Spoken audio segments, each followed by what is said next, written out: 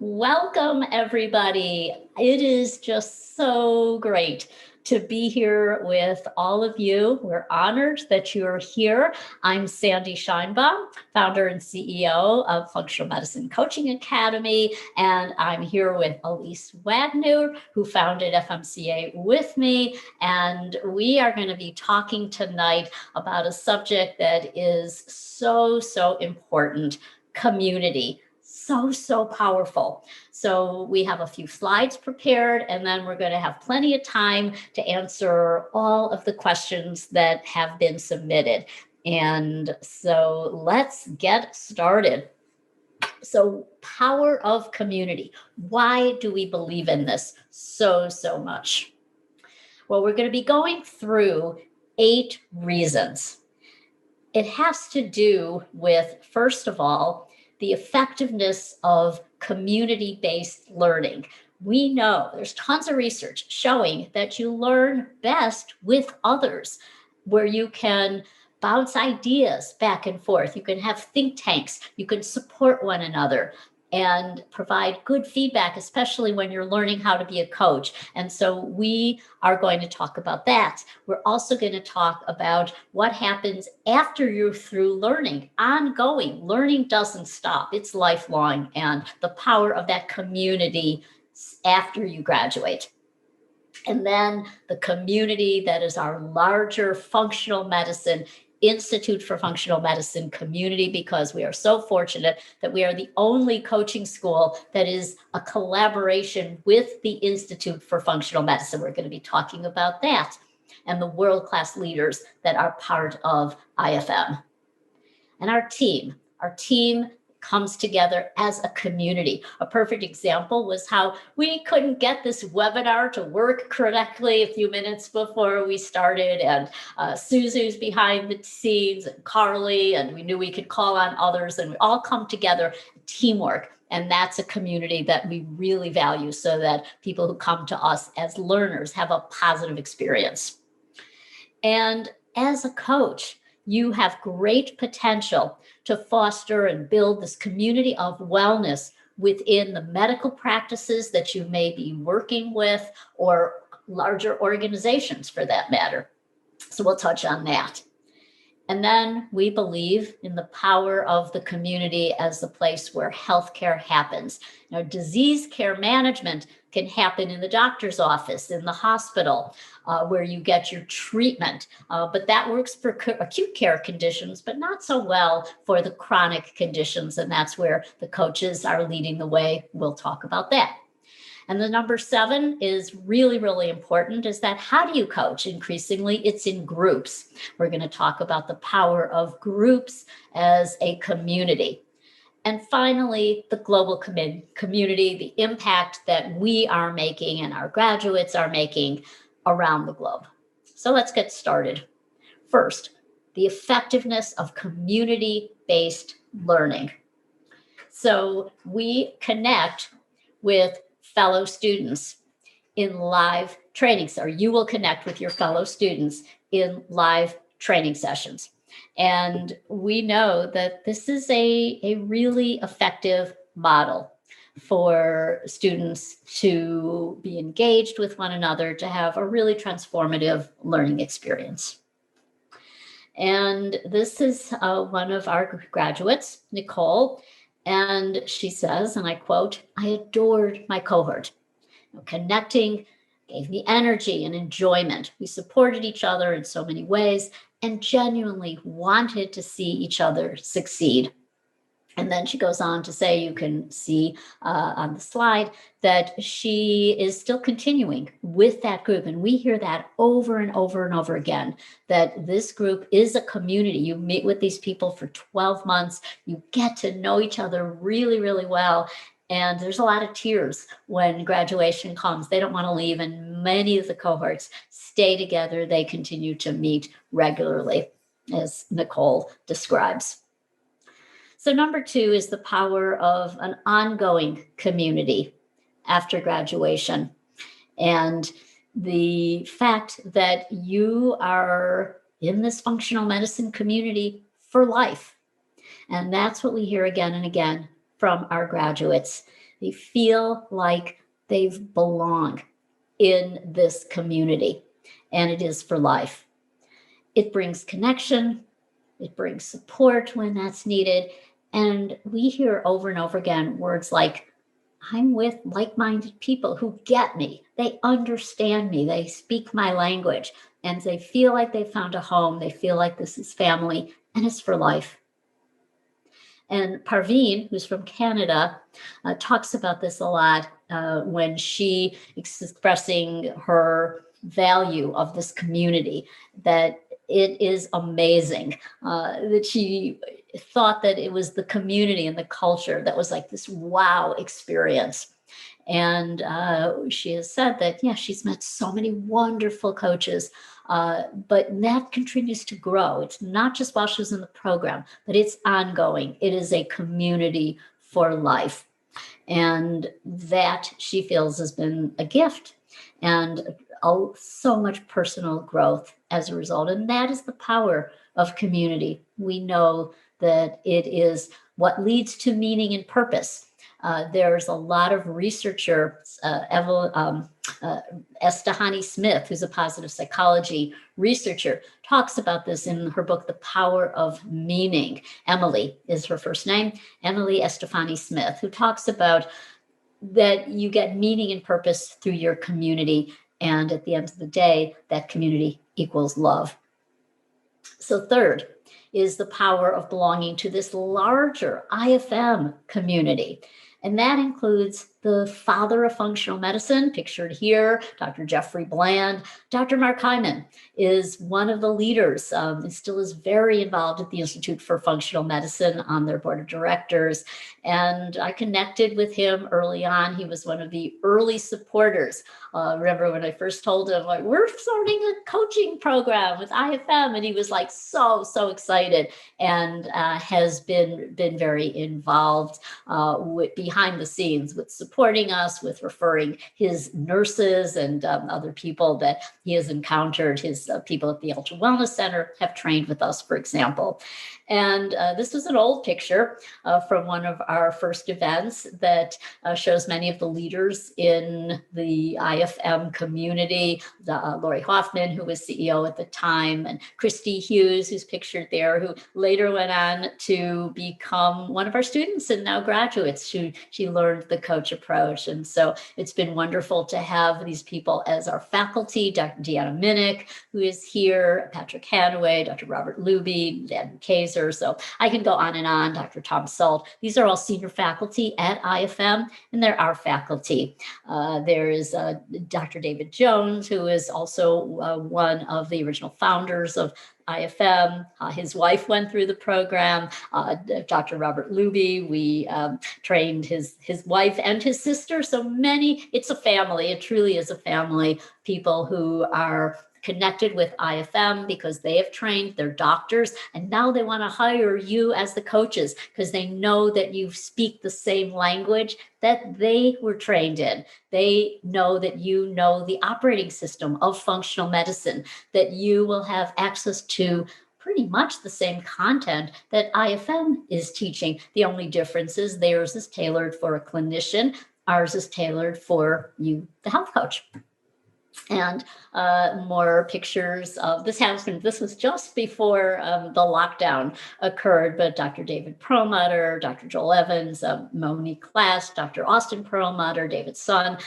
These are all people who are solid supporters of IFM and teachers. They have been very involved with the planning of it. Monique in particular is our lead content creator and director of coaching. So we're really proud that we have this collaboration because it means you're not just in FMCA community, but you're in this bigger IFM functional medicine community. And I mentioned before, our team, we are a solid, cohesive community that provide support. Our mission, our values is that our team members are really important to us. And so we treat them like family. And in fact, here is a picture of my family and Elise's family. That's Shay and Carly and Laura, my daughters. And that was a younger period, Elyse. How old is Shay now? She was 2 then, right? Oh, yeah, that was 2 years ago. And Yeah. so, yeah, my hair has grown longer. Shay's gotten bigger. She's 4 now. But we're still very, very close. So, yeah, it was awesome. Love that. So we consider our team as our family, and many of our family, not Shay, but Laura's our podcast host and actress and our coaching in action, and Carly is our chief operating officer. And then, of course, our course facilitators. This picture was taken, they're all wearing their virtual mortarboards because we celebrate graduation in a big way. And these are the course facilitators, some of them, and they are rock stars. They are the backbone of the training. You will get to know them, you will get to love them, and they are 100% committed to making sure that you have a positive learning experience, that you learn from one another in your cohort sessions, and that you're supported and you're given feedback so that you can grow. So they are there for you in your corner from day one. And let's now zoom out to the broader community beyond IFM, beyond FMCA, to what coaches are doing to create a community out in the world, starting with the places where they may be engaged. And we know there's documentation that when coaches come to a practice, they foster a community of wellness. And we need that badly. Our healthcare workers are suffering. The rate of physician burnout is skyrocketing. It is a huge problem. I was just on a panel just this morning with some physicians, very, very concerned. What do we do about physician burnout? And we know that the coach approach works. We know that when a practice has a coach on their care team, then everyone benefits. They're creating the supportive community, this culture of wellness where they can bring things like breathing techniques and meditation and self-care and more attention to the foods they're eating, time to take a break, for example. So this may be a functional medicine practice, but increasingly our coaches are going out and working with primary care physician, internal medicine practices. And this was from a September 2020 article in Global Advances in Health and Medicine. And this quote really stood out. This was the conclusion that basically it's what I just said, that when you integrate health and wellness coaches into these practices, everyone benefits. So it's more care, well-being care for patients, but also for clinicians and all allied health professionals on the staff.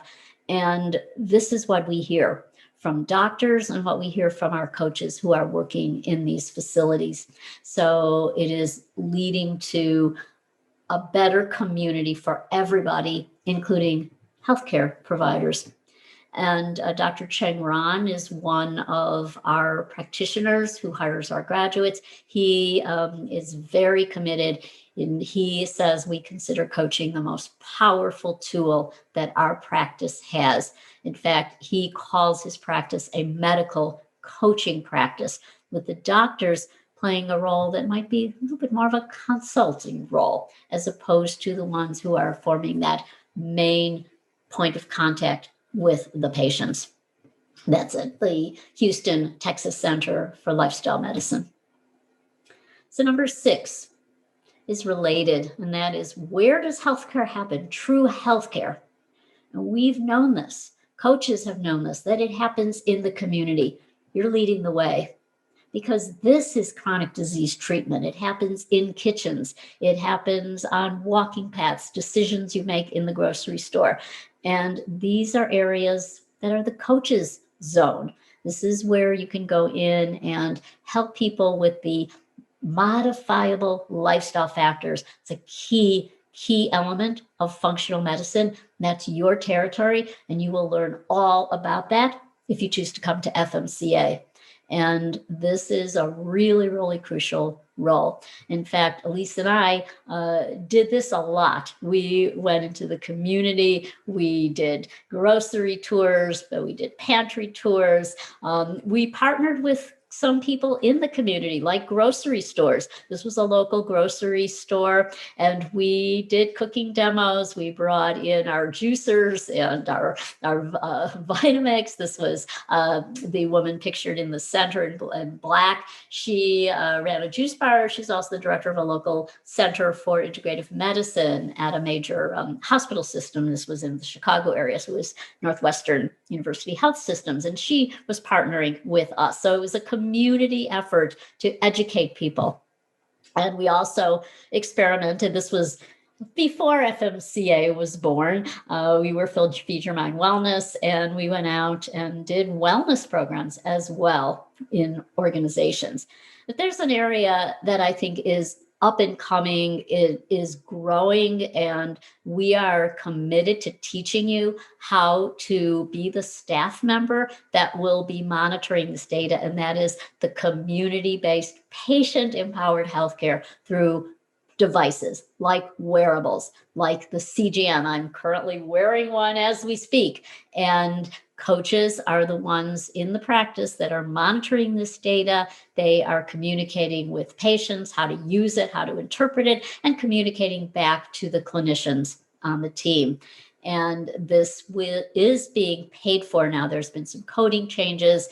We are teaching this model. We have experts coming in to talk about these changes to the payer system and how, for really, in a significant way, coaches will be an asset, a financial asset to the practice, as well as an asset to patients and to the clinicians' well-being. But they will no longer be a financial drain on the practice and an obstacle to hiring coaches. So this is very, very exciting for those of you who might be considering entering this field. Groups are another way that community is built. The community is the medicine. We've known this for years. The power of groups, support groups, the AA model, Weight Watchers, for example. People love to gather in groups and support one another to feel like they're not alone. They create that community, and there are many, many types of groups. We have a lot of training on the power of groups, how to structure groups, and increasingly now group medical visits will be a model where it is becoming easier and easier to get reimbursed through the insurance care system, and not directly to the coaches, but to the practice. But it is a great way for practices to hire and pay coaches and not having to, again, worry about another person on the payroll that is not going to be able to be an earner for the practice. So that is no longer true. And we are committed to teaching the coaches how to do that. And I just threw this in here because I have found that Clubhouse, if any of you are familiar with this new social media, because social media is also a community, and we want to use it in pro-social, good ways to connect and support one another. And increasingly, we have been using Clubhouse. And we're really excited about a new program that we have launched for our alumni. We have a club, Functional Medicine Collective, and many of our graduates are learning speaking skills. They're moderating rooms, they're creating rooms, and they've become very active. This picture here is one of our graduates who brought in, it's Leora, and she brought in some others from the UK. They're talking about remote monitoring in this particular session that I grabbed a screenshot of. And Innocent, that's Dr. Innocent Clement. He has been a speaker at our symposium. He runs a digital practice. He's a functional medicine MD, and he is exclusively hiring our graduates. And so he is pictured there talking about that model and how he incorporates remote monitoring. So finally, coaches are making a huge impact globally. And Here are some of our global students. Manaz, one of our international course facilitators. So around the world, we are making an impact. This is from Leora in the UK, who describes being a coach as the gift that keeps on giving. It's taught me to look at the world with a different lens. You've been attracted to this profession for a reason. You are here to be a lamplighter in another person's world. You are here to connect the dots in the storyline. You are training how to unlock someone's best version of themselves. This is true health transformation. She's doing it in the UK. We have many other graduates in that region. This is Mohammed, who says community is where the real magic happens. My clients express themselves the most and find what they're looking for within the groups. He leads a lot of groups in his coaching practice. Elisabetta, who is so proud. She is the first and growing, but right now she's the only functional medicine certified health coach in Italy.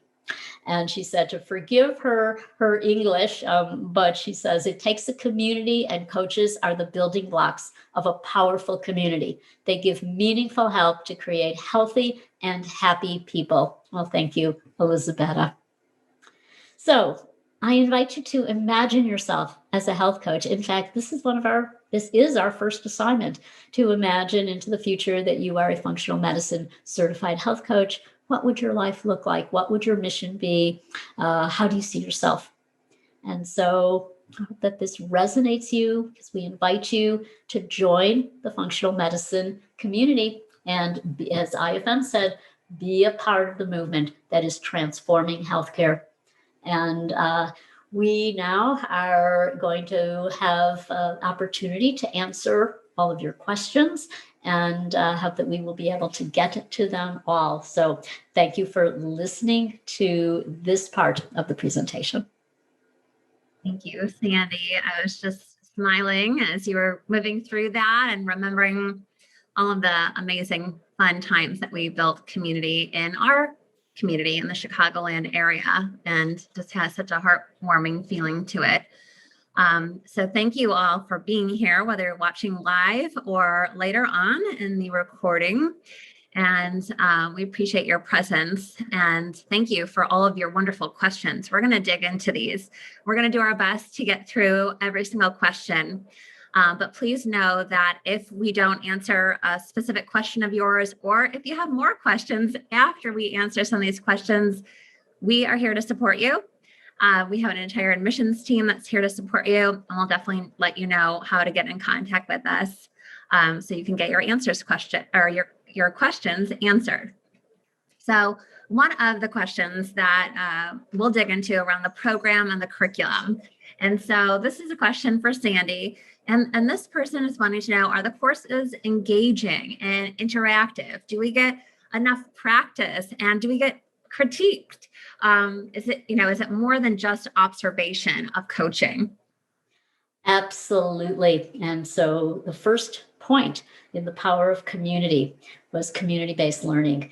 And that means you are in a small group, your cohorts, and they are giving you feedback. Your course facilitator, who you saw pictured on the screen, they are giving you feedback as well. And it's not just glossing over, everything, good job, but it is really giving you targeted feedback that you can take and you can learn and you can change. So yes, we also have quizzes. We have ways that you can also do self-checks on how you're doing.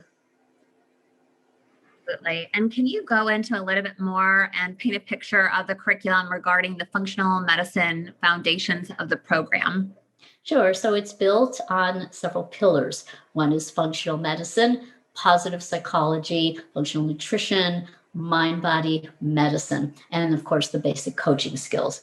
What we do is integrate them. So we are looking at, for example, we take a functional medicine principle like the individual's timeline of critical events where there were antecedents, triggers, and mediators for that ongoing chronic illness, for example. And we superimpose the individual's character strengths. That's a merger of the operating system from functional medicine and positive psychology. And we dig deep into each of those areas so that you will come out as a proficient coach. There's one other area that we are also committed to making sure we give you the education in how to step into coaching as a profession, how to have the right tools, the right strategies, whether it's marketing, whether it's legal things you may need to set up a practice. We are going through all of those areas as well.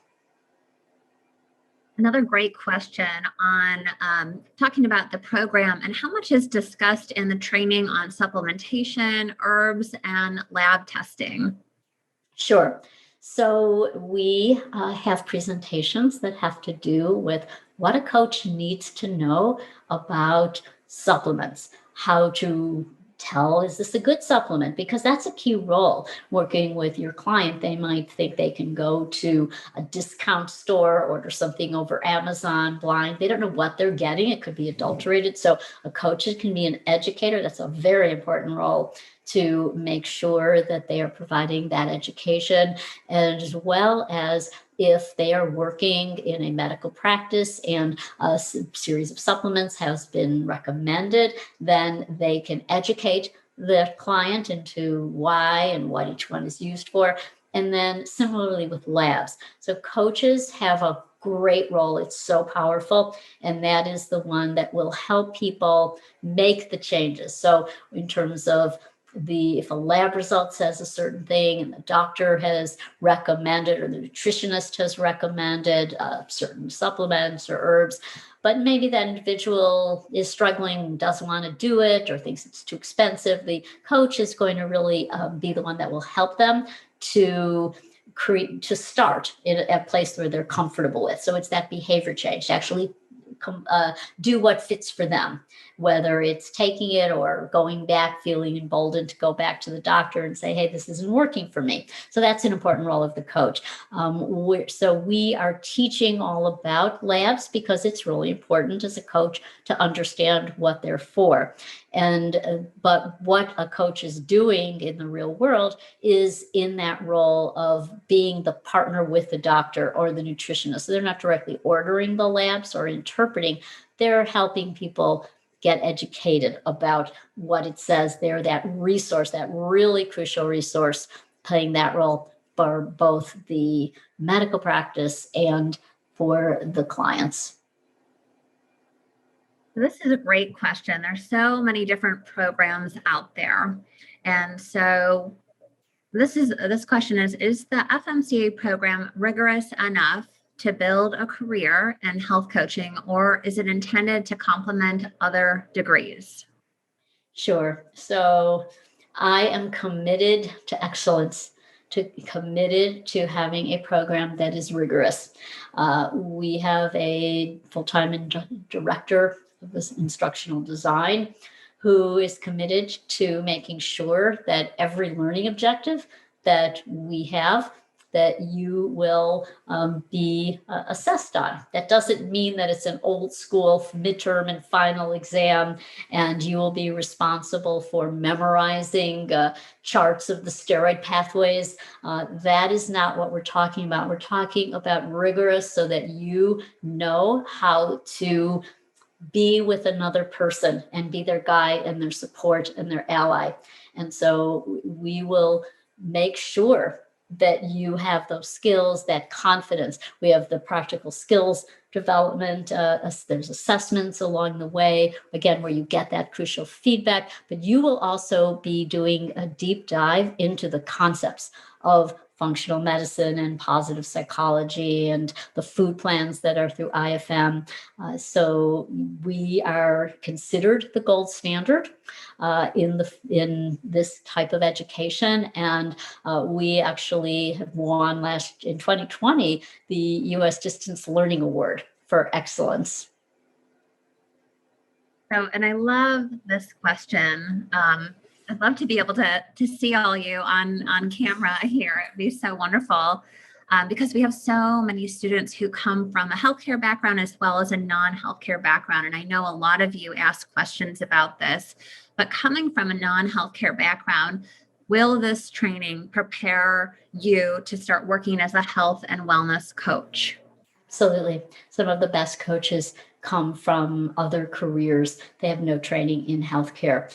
In fact, I can share an example, and that is Dr. Christy Hughes. She, for many years, was on the leadership team at IFM. She's senior faculty at IFM. She is our faculty. She helped us develop the curriculum. She went through the program as a student last year.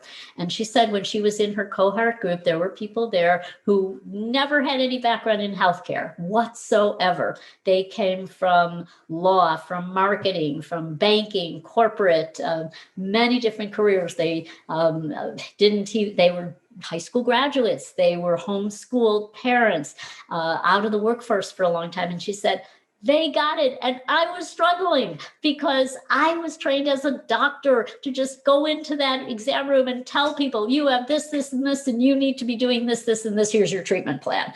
And so she struggled with those basic coaching skills. She learned, but she is really fond of saying, like, yeah, like this is very humbling for me. And that's not to say that healthcare, if you are a healthcare provider, you will not make a great coach. But it's just that sometimes you have to change your way of being with individuals.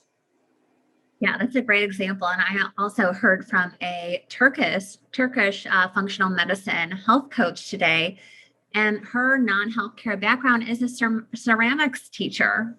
And she was talking about how she folds in health and wellness coaching while she's teaching ceramics. And I just thought, how creative and amazing is that? So you can truly bring coaching skills into any background. And I just want to say one other thing about this, and that is sometimes people struggle, like, my background was so different. How am I ever going to, like, I'll never use these again, or how is this going to be an asset? Time and time again, we find they tell us, I'm using it. Perhaps you were an artist, you're using those skills to blend with your coaching skills. It becomes an asset. So we've had actors, dancers, we've had people who are in marketing, designers, you name it, but they take those skills and they are bringing it in to their work as a coach. Teachers, for example, we have a lot of teachers in our program. Yeah, and a lot of nurses as well. A lot well. of nurses. Sandy, this one's for you. Does positive psychology teach you how to change your thoughts or just focus on the positive ones? Oh, I love that question. Yeah. So if you just try to focus on your positive thoughts, you would upset yourself because a negative thought would pop into your head and then you wouldn't know what to do with it. So this is a blending. Positive psychology also, there's a striking similarity to work in cognitive behavior therapy. I was a psychologist for close to 40 years, and I was privileged to train with the founder of cognitive therapy. That's there you change your self-talk. And so I know that system backwards and forwards, and I teach about it at FMCA, and it is about this integration of dealing with your self-talk, being aware of it, but also being aware of where you want your future self to be, and you create that. So positive psychology is not just, oh, I have to be happy at all times, no exception. Well, that will make you feel the opposite way. So that is really accepting all elements of the human experience and all emotions, even uncomfortable ones, and then making a choice to how you want to move to a preferred state. Yeah. So this is another great question. We get this question quite a lot. So I'm so glad that you asked it here. What sets your program, FMCA, apart from other programs out there? First and foremost, it is our collaboration with the Institute for Functional Medicine.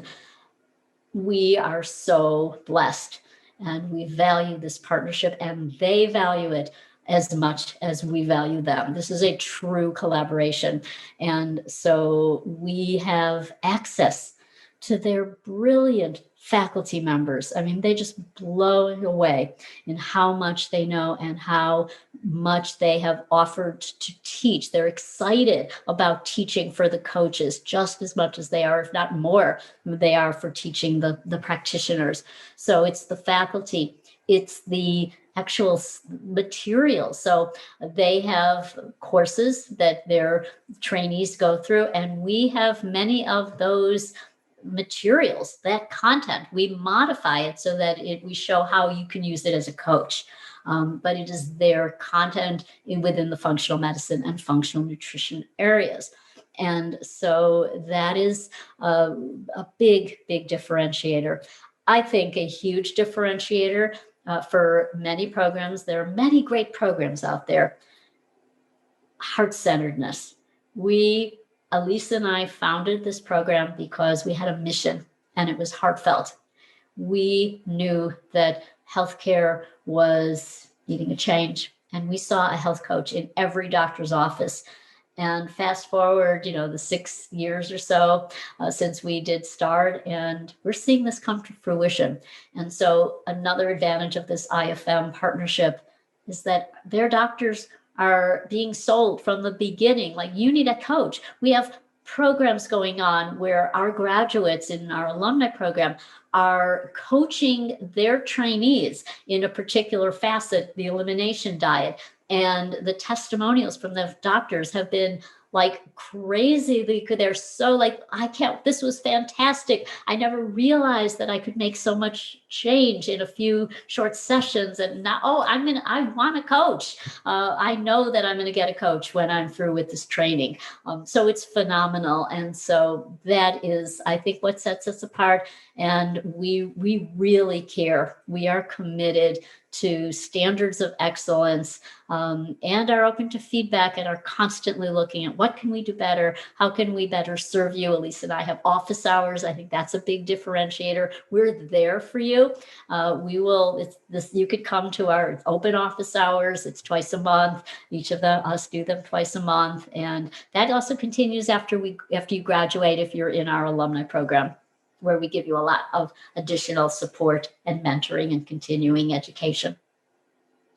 Yeah, I would just add there is so much community that happens inside the program, outside of the program, and office hours. It's a very uplifting space to be, and you're with like-minded people. So it's just a wonderful space. This is a great question in terms of what happens after the course. So after you graduate, there's a board certification. We can talk a little bit about that. And this question is specific to, do we help our students find clients for practice coaching sessions? And what is the pass rate for the national board exam for FMCA grads? Sure. So we talk about different ways that you can get clients when you are starting your practice coaching session. Initially, it's a soft entry where you're coaching fellow students. And also we talk about different tactics, strategies, if you are going for board certification, which we highly, highly recommend that you have to log so many hours. And so we provide a lot of suggestions, a lot of support for how to do that. Many people also will just take advantage of their community, both their personal community as well as the FMCA community. And they will start coaching one another, or perhaps a friend of somebody who's in the program, and it will grow that way. So we comply, because we are an approved school by the National Board for Health and Wellness Coaching. We do not have their rules say that you must be passing your practical skills exam and have graduated, for your actively, again, collecting those hours for your log. But we encourage a lot of practice and give you lots of suggestions. And in terms of the pass rate, we have, for the last 2 cycles, when we have the data has shown, so we have been above the average for those who have taken the exam. And I'm not good with numbers. I think I have a math disability. I honestly do not remember numbers. My husband will say like, oh, how much did that cost that you just bought at the grocery store? And I literally don't know. So I know that we're in the upper 90s. We might be at 91, 93. At least do you remember? Yeah, I thought yeah. 91 sticks. 91%. Yeah. I think that sticks out in my memory, but I wouldn't want to be 100% certain, but I think it's about 91. It varies a little bit. There's a range with each time the exam is offered. So it's hovering around that area. Yeah, absolutely. And we're going to switch gears a little bit and talk about we just talked a little bit about the program. And if you have questions about logistics of the program, what it looks like, how it works, we encourage you to reach out to admissions@functionalmedicinecoaching.org. We're going to shift gears and talk a little bit about what does it look like outside of the program? What do jobs look like? How to practice? So one of the specific questions that came in is, can coaching sessions be submitted to insurance? Are there designated CPT codes for this? Yes, there are category 3, thanks to the National Board working diligently with the American Medical Association. There are category 3. What does that mean? Category 3 means it's transitional category. So these are the CPT, for those of you who may not be familiar. When you submit a claim to insurance, this is the code for what procedure. So there are codes now for individual health and wellness coaching and group health and wellness coaching. And you must be board certified to use them. They are not a pathway to direct reimbursement yet. Category 3 means that this is a promising new area, and the AMA is tracking how frequently it's used. But usually the process is, once you've reached category 3, it's just a matter of time before that would become category 1. And there are task force that are actively collecting data on the effectiveness of health and wellness coaching. Our own Dr. Cheng Ran has been very involved with that system because he has an insurance-based practice in Houston, and his coaches have MPI numbers. So that's the other new development as of April of 2021, I believe it was, that you can apply as a board certified health and wellness coach for an MPI, National Provider Identifier. You're going to enter a note in a medical record, and you're a licensed provider, you use that MPI number. And this is another step on the path to complete reimbursement. That is just a matter of time. I have to add something extremely important, and this is now. And that is, in 2020, there were sweeping changes to the coding of the payer system, the insurance system.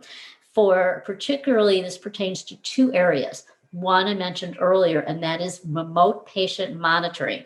So if you're a medical practice, you can hire a health coach, and that coach can be not having an encounter with an individual patient from that practice. They can be just looking at the data that's coming in from your continuous glucose monitor, your blood pressure devices, and they can be the ones analyzing that information, communicating, and then the practice will submit a claim for the time that it's called an auxiliary staff member, and coaches qualify as that auxiliary staff. So that's very, very exciting. That means that it's a way that the services that a coach is doing in the practice can be reimbursed by the practice. And then, of course, the practice will go back and pay the coach. The second has to do with group medical visits. Very similarly, so the coach is not directly getting reimbursed for the group medical visits, but if you're running that session, then each person in the group can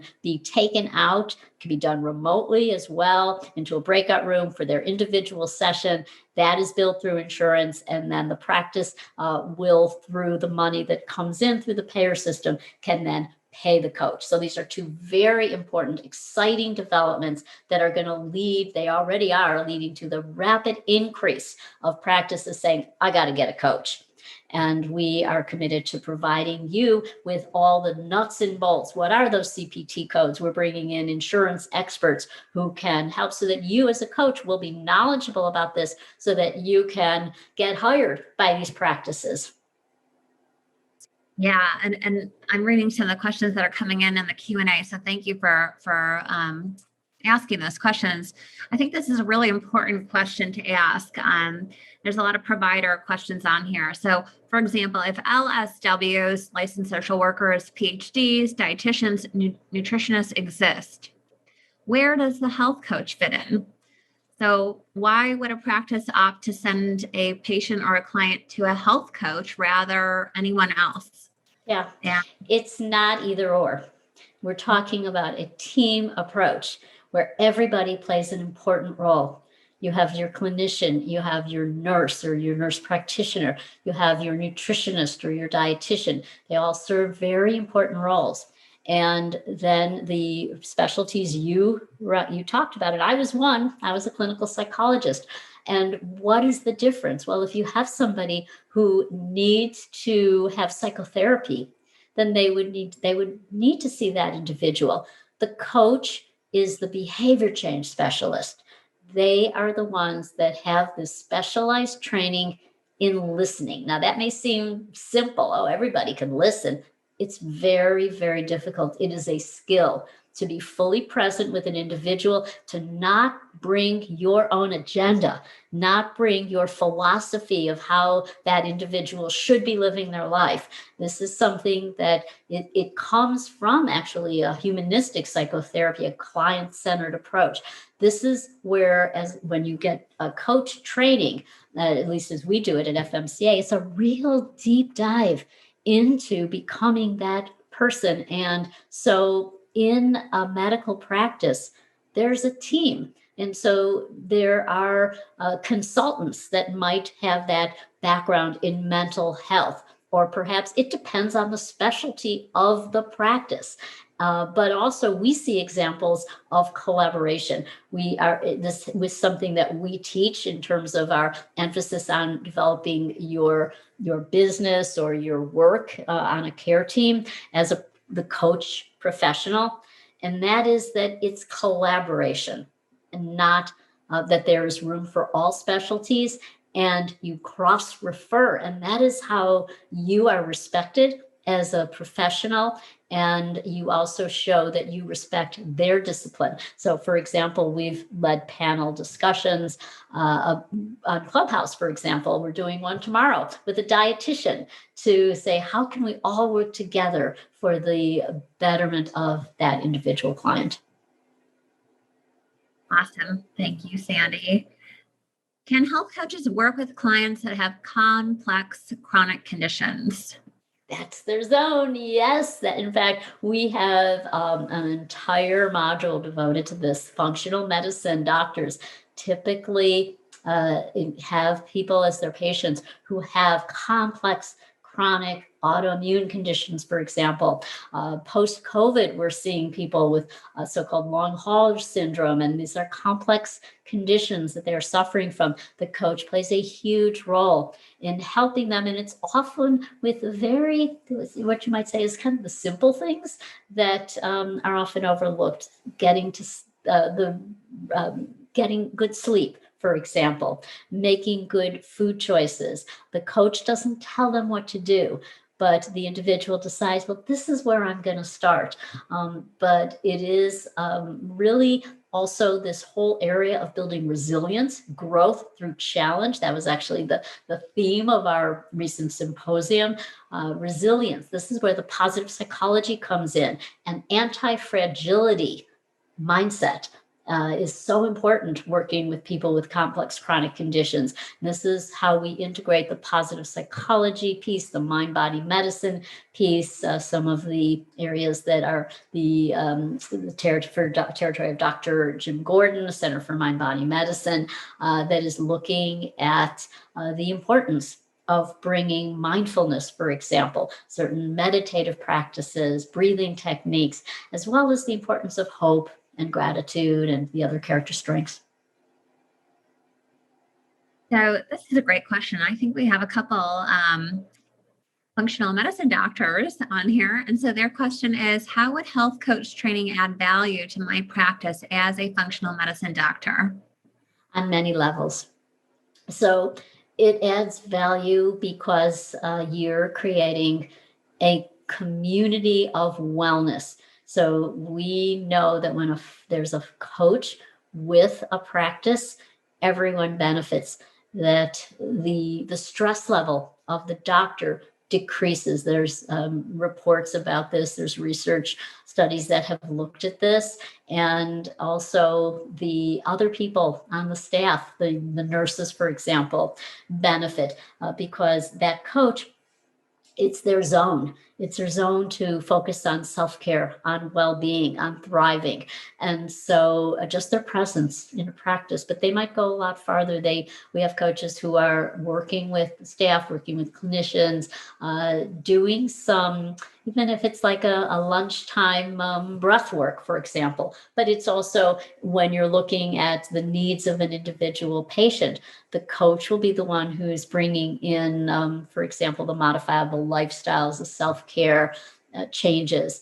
And we know that just the process of talking about those things is going to, within you, create a transformation. Our coaches tell us that. We know that our doctors who hire our coaches tell us that. And there's another level that has to do with the patients like it better. So there are reports. This was a study from primary care practices. When they had a coach, patients were more likely to refer friends and family. They gave it higher ratings, better Yelp reviews. They also, coaches were a source of income. There's been documentation. If you're selling supplements, they increase those supplement sales. They also can go out in the community to do promotional events. They can manage, for example, often social media. They are representatives of the practice. And so that is an area as well. And then, as I said earlier, they increasingly through the payer system, but also if it's a membership, if it's a cash-based practice, the coach can be generating revenue. So they want they're an asset, not a financial drain. All right. So we are going to move and shift over to another subject, which is the business and the marketing of yourself as a coach. So one of the questions that came in is, what type of marketing and support do we provide at FMCA for our students? So during the time you're a student, we teach you all aspects of building a business. If you want to go out and build your business, then how do you get clients? How do you get referral sources? But there's an area that is probably the biggest stumbling block, and that is your fears about, am I good enough? Do I know enough? Am I going to be successful? Will I get clients? Will they like me? And rejection, for example. How do you deal with those things? How do you have a plan? And it's how do you have this mindset that is going to help you to become that coach of your dreams.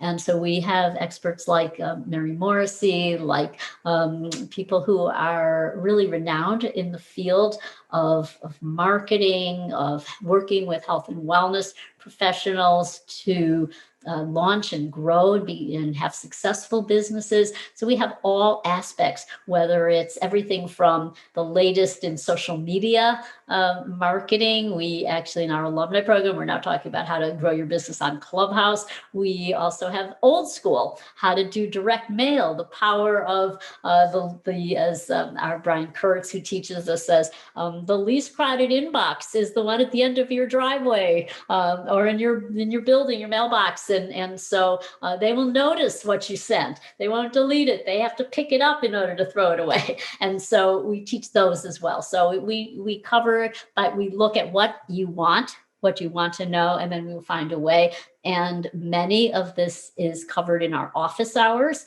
where you can hone your skills or your what do you want to specialize in, the importance of that, how to build collaboration partners. And in the alumni program, our membership program, we have business mentoring that's in groups. We continue to have our office hours. We bring in experts in this field. We have legendary people like Sam Horn, who has come in and done workshops for how to be successful after you graduate. So another question from this section is, should I focus on a particular subject or develop a broad range of skills? If I want to work in a specific niche or have multiple different types of skills? Yeah. So JJ Virgin, who's one of our teachers one of our educators in our business program, says you narrow down in order to expand. And so if many people come to us with areas that they know that they want to specialize in, many others have not made a decision, and either way is okay. And so you start with our program, and then our people love learning. And so there are other programs where you may decide, hey, I really love working with people with cognitive decline. And so I'm going to go and I'm going to get more specialized training in that area, for example, or I'm going to become an expert in heart math training. And so we have a lot of access to people who have programs within health and wellness, and we're happy to help you to make that decision. But often that it comes from, we want to make sure that it's not because you have imposter syndrome. So we will give you everything you need, and we keep reinforcing the idea that you have it. And so many people will keep going from one program to another and gathering letters after their name because of imposter syndrome. They keep thinking, well, I'm not good enough, I don't know enough. And it couldn't be farther from the truth. I think you kind of touched on the question, and I love this question. Whoever asked this, thank you for asking. How do I get over the fear of the unknowns of becoming a health coach? Because I know that this can be a new territory for some people. Yes. So you are not alone.